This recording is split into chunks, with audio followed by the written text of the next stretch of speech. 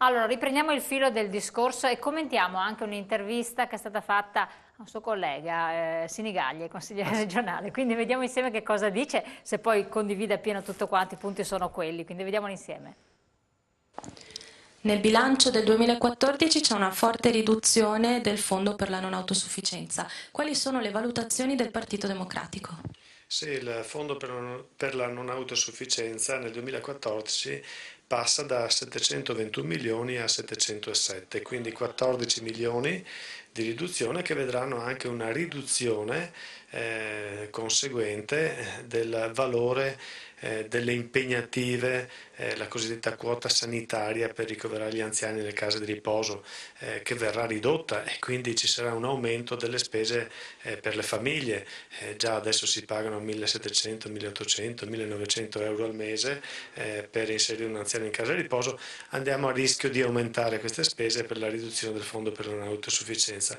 Allora noi chiediamo semplicemente di attivare la spending review nei confronti dei project financing, cioè di quegli ospedali costruiti in project, in modo tale che non ci sia la spending review per il fondo dell'autosufficienza, per le case di riposo, per i disabili, per la salute mentale, ma che ci sia nei contratti appunto di chi ha costruito gli ospedali, di chi ha attivato servizi per 25, per 30 anni e che ogni anno racimola dal 7 al 10% di interessi per gli investimenti portati avanti. Quindi che si applichi la spending review per il project financing.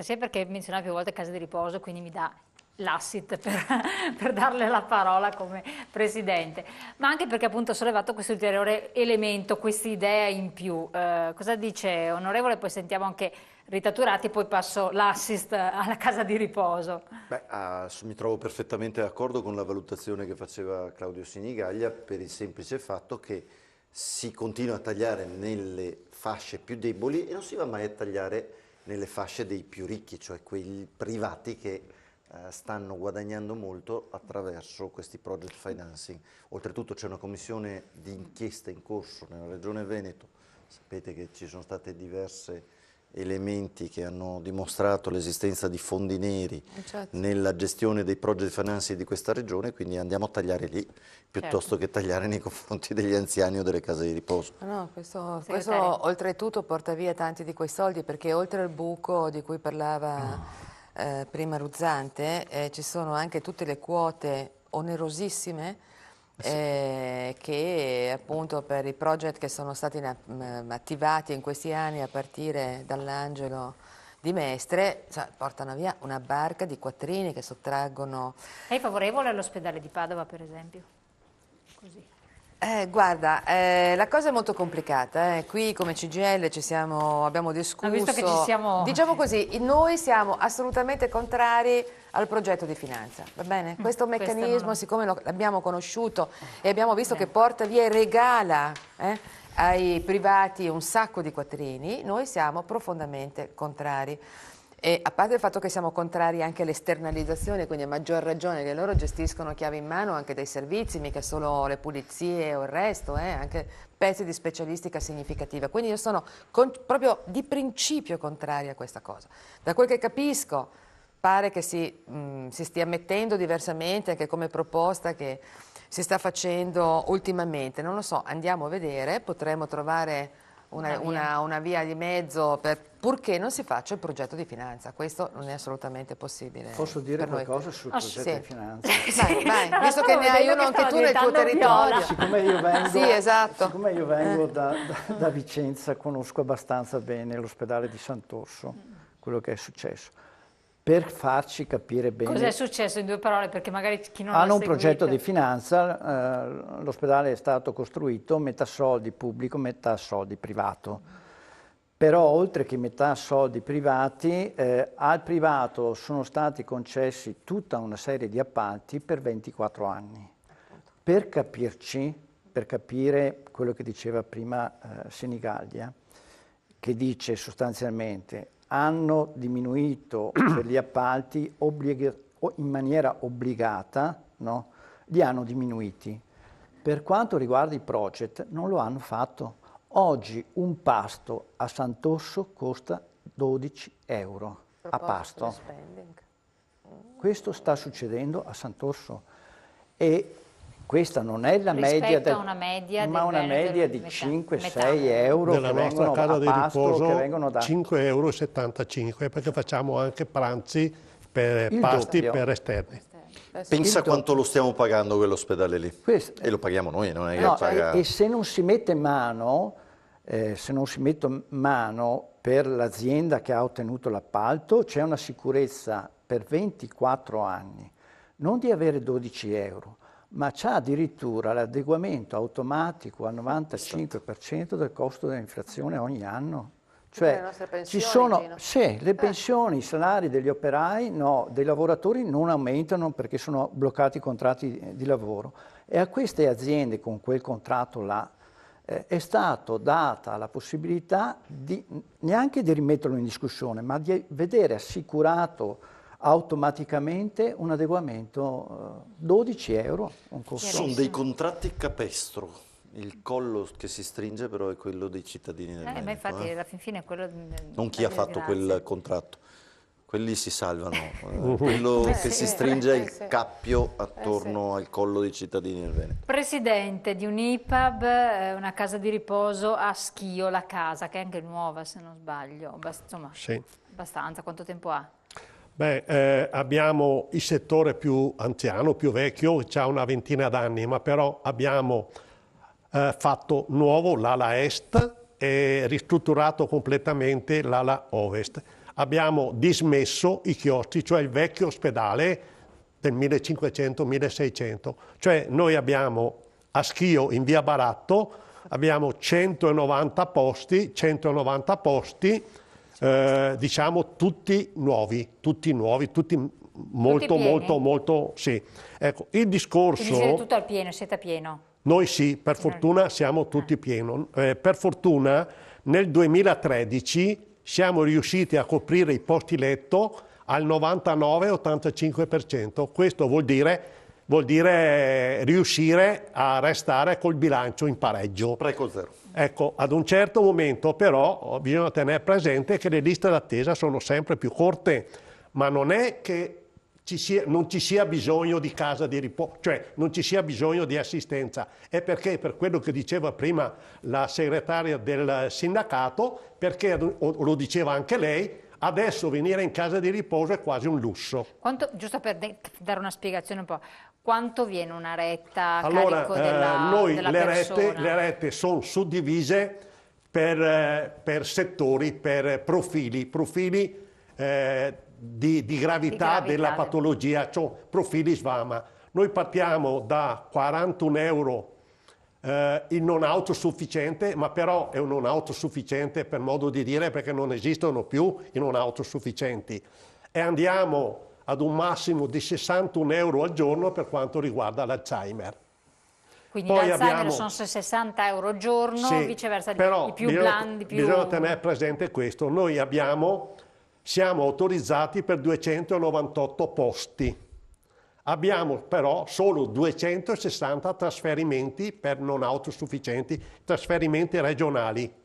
Vuol dire ne abbiamo 260, gli altri 38 sono o autosufficienti o privati. Ecco, anche per i privati noi abbiamo fatto un discorso, li facciamo pagare tanto quanto un Alzheimer, cioè una retta, perché se noi andiamo in giro per le case di riposo vediamo 2.500-3.000 euro al mese per i privati, cioè sono quelli che non sono ancora in graduatoria per entrare a quel posto con la sovvenzione.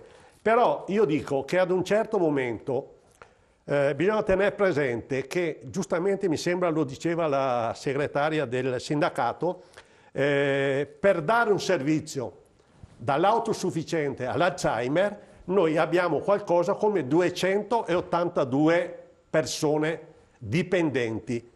241 sono proprio quelle che noi utilizziamo nei reparti, 241.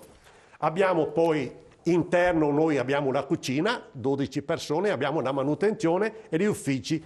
Uffici, manutenzione e cucina sono 42, in totale 282 persone. il costo del personale occupa dal 75 al 78% il costo della retta. Perché? Perché ad un certo momento a livello regionale ci obbligano di stare il più basso possibile per il costo alberghiero, cioè sarebbe la retta che dovrebbe pagare l'ospite.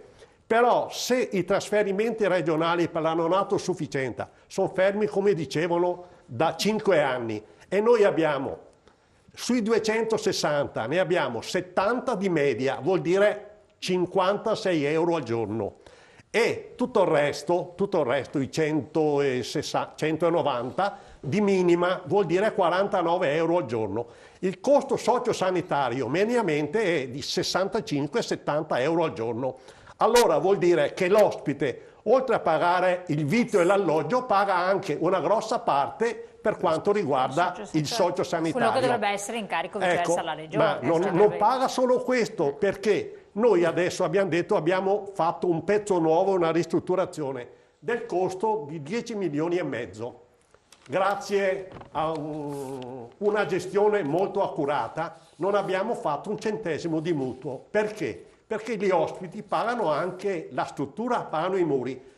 Io sono presidente di questa casa di riposo dal 2007. Noi avevamo ancora un mutuo per pagare una ristrutturazione della casa di riposo che abbiamo in periferia, ancora di 4 milioni e mezzo. Questo mutuo costa mediamente al mese 100 euro al mese agli ospiti, quindi gli ospiti pagano parte del mutuo e pagano parte della quota sociosanitaria. Noi diciamo che se ad un certo momento da parte della regione, dessero veramente il costo del sociosanitario, la quota alberghiera potrebbe essere 35-36 euro al giorno. Sicuramente posso assicurare potrebbe essere questo. E poi bisognerebbe vedere anche questo, sicuramente il sindacato lo conosce.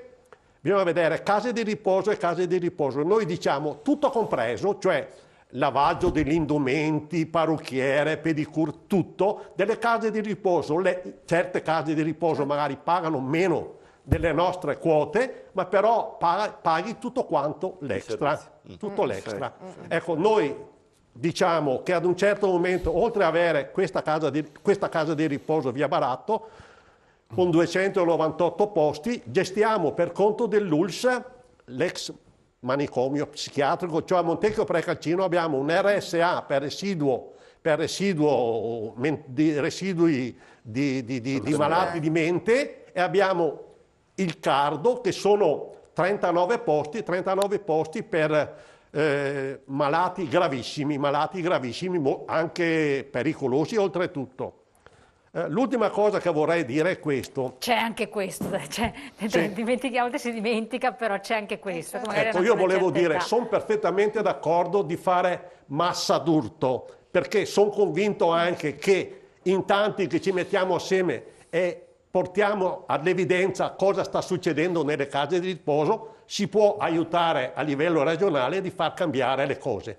Però disgraziatamente io vedo nel mio territorio, io ho un comune di 40.000 abitanti, che si interessa di cosa succede in casa di riposo solo chi ha bisogno della casa di riposo. Tutti quanti gli altri veramente non sanno neanche in linea di massima quasi cosa sia una casa di riposo. No, ma è vero questo discorso. Perché fare massa d'urto è importante, ma diciamo ci mettiamo assieme, noi ci saremo sicuramente, perché sicuramente i familiari ci saranno assieme a noi di sicuro. Infatti, che però non è poca cosa. Cosa dice segretario? Lei come la vede la situazione qui a Vicenza? Poi avete portato il presidente anche per una ragione ben precisa, insomma, cioè rappresenta una realtà emblematica sul territorio. Chiaro. Perché avessimo portato altre case di riposo avrebbero detto, e le abbiamo anche viste, calo mostruoso, posti liberi, situazione da riformare, eccetera. Quindi questo è un esempio emblematico, però non per tutti. Una buona pratica.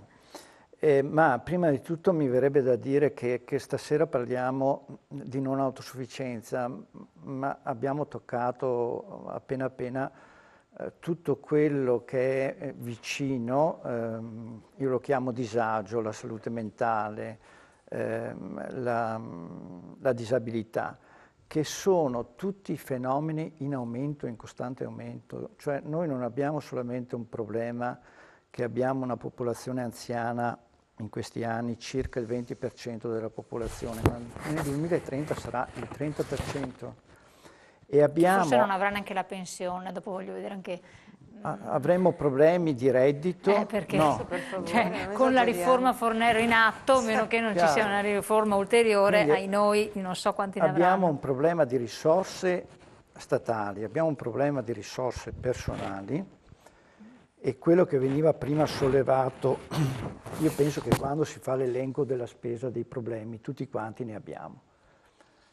Però dovremmo tentare ogni volta che ne parliamo di pensare dove andiamo a prenderli questi soldi, perché sennò rischiamo magari, come è stato fatto nel passato, di scaricarli magari alle nuove generazioni, no?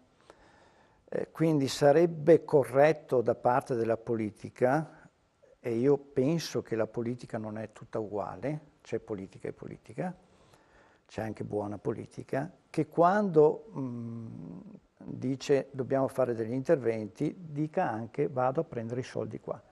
E per quanto mi riguarda io sostengo l'idea che bisogna andare a prendere da chi ne ha di più, e quindi guardare i redditi, ma i redditi veri.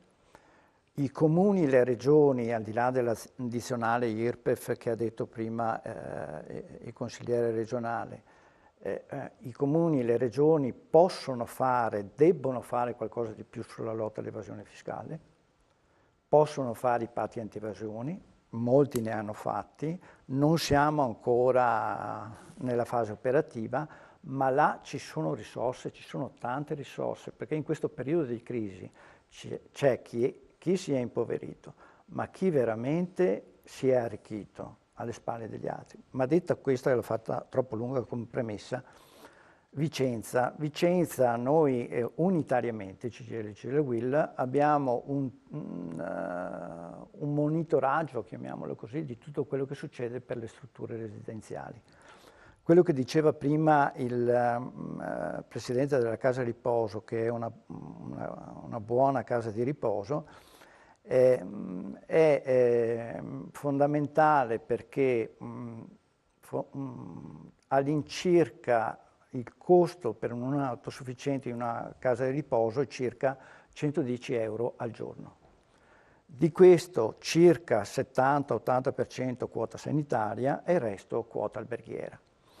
Quello che non è stato detto, o non è stato forse detto chiaramente, è che noi abbiamo anziani in casa di riposo, che io li chiamo anziani di serie A e anziani di serie B. Cioè ci sono anziani che hanno la cosiddetta impegnativa, e cioè hanno una quota sanitaria che la regione dà perché dice tu hai una gravità, una certa gravità. Poi c'è tutta una serie di anziani che magari hanno la stessa gravità, ma siccome si è fissato un tetto a livello regionale, circa 25.000 persone, e oltre a questo non si va, solo a questi garantisco la quota sanitaria, gli altri dovrebbero pagare tutta la retta intera.